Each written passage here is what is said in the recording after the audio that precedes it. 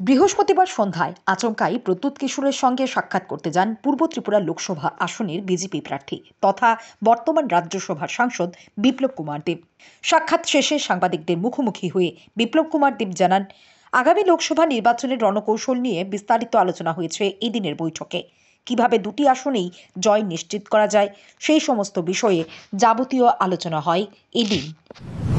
আমাদের একটাই লক্ষ্য, মাননীয় প্রধানমন্ত্রীর নেতৃত্বে ত্রিপুরার সর্বাঙ্গীন বিকাশ। মহারাজা বীর বিক্রম কিশোর মানিক্যের যে স্বপ্ন, সেই স্বপ্নকে সাকার করার জন্য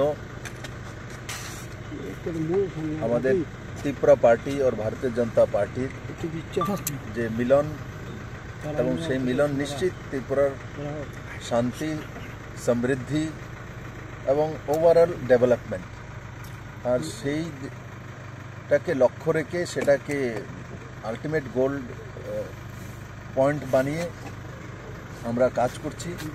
আর আজকে আমি মহারাজ প্রদ্যুৎ কিশোর মানিক্য এবং ওনার পরিবারের সঙ্গে বসেছিলাম। আগামী দিনের রণকৌশল কী হবে, কিভাবে করব, আর কি করা উচিত, আর সর্বোপরি জনতার আশীর্বাদ। আমরা সবাই মিলেমিশে এই ইলেকশনে যোগদান করব। দুইটি লোকসভা সিট যাতে বিপুল ভোটে জনতার আশীর্বাদ নিয়ে আমরা মাননীয় প্রধানমন্ত্রীর কাছে পৌঁছে দিতে পারি, সেটার বিষয়ে বিস্তারিত আলোচনা হয়েছে।